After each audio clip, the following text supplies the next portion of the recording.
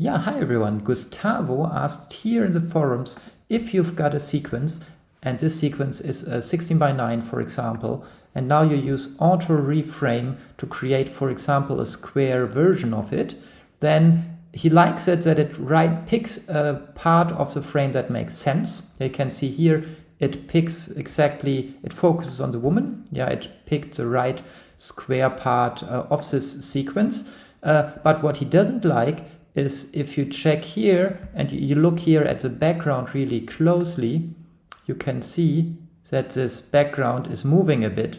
Yeah, and if you compare this with the original, here the background is not moving at all because this was shot on a tripod. So in other words, it's nice that it identifies the subject, and now by default it attempts to move with the subject. If you say, yeah, like you don't want it to move, what can you do? You can do the following. You select the track, and I show you first a manual approach and then how to do it automatically on many clips with automation blocks for Adobe Premiere Pro.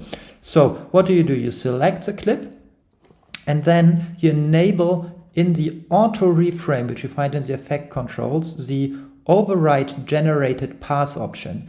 This creates here a lot of keyframes, and this is the actual track. And if you move here, you can see that the X value is changing. So this is exactly this track moving left to right that we want to eliminate. So we can just pick a frame. Let's say we want to keep this one as is, this frame here, and then you click here to delete all the keyframes. Click on the stopwatch, and then you need to click again to create just a single keyframe at this position with this value. And now you will see that the background is not moving anymore and that the track has been removed. Now, what do you do if you want to do this on lots of clips at once? Yeah, so I can select these clips here, for example, and then you use my tool that I just created for you, selected clips, remove auto reframe track, and it does exactly the steps I've just shown on all selected clips automatically, and you can choose which frame you want to preserve. The beginning of the clip, the middle of the clip, or the end of the clip. Let's choose end of the clip, for example, run the tool, and if you now select any of these clips, you can see that override generated path has been created, and in this case a keyframe has been added at the end of the clip here because we have chosen here end of the clip.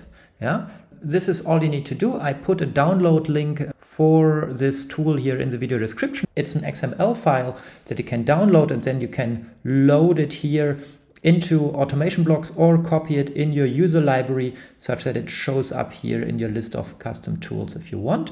Finally, I want to quickly show you how you could create this tool yourself. So let's quickly take a look at the code. Go here to this script and maximize this window here. What this is doing, it's creating a user interface, the use position of, this one here, and it has the options beginning of clip, middle of clip, or end of clip. So this is this drop down, and it saves it in this variable timing option. And then it goes for each selected clip of all video tracks of the active sequence, it does something. And what does it do with them? Well, everything that is stacked or plugged in here. Yeah. What does it do? It first checks the timing option. This is the variable we created here. So this is either beginning of clip, middle of clip, or end of clip. And if this timing option is beginning of the clip, it sets a variable clip time to 0. So this means creates a keyframe at clip time 0. If the timing option is set to middle of clip, it sets the clip time to the duration of the clip divided by 2. Yeah, this is exactly the middle of the clip, half of the duration of the clip. And otherwise it sets it to the end of the clip. This is the time. So all we've done here is setting a variable clip time to the time where we later want to create our keyframe.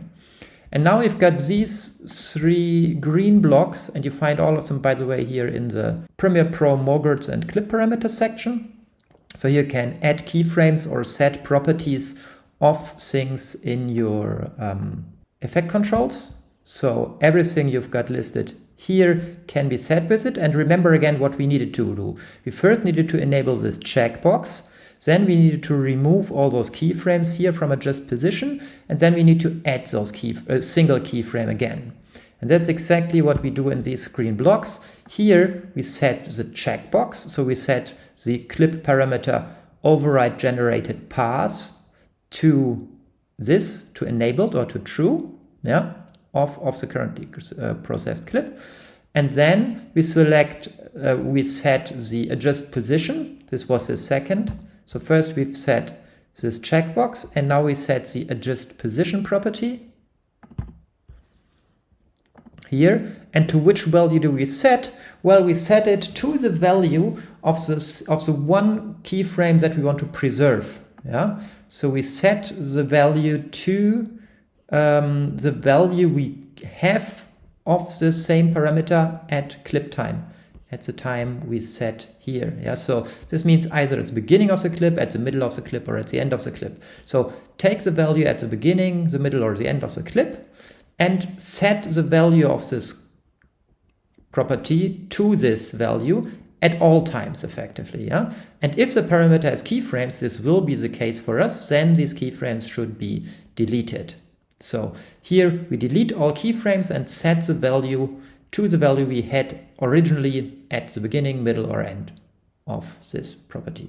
And then finally we need to create a keyframe, a single one, and this is the third block. Again, for the adjust position property of the clip, we add a keyframe at clip time. Again, this is the beginning, the middle, or the end of the clip.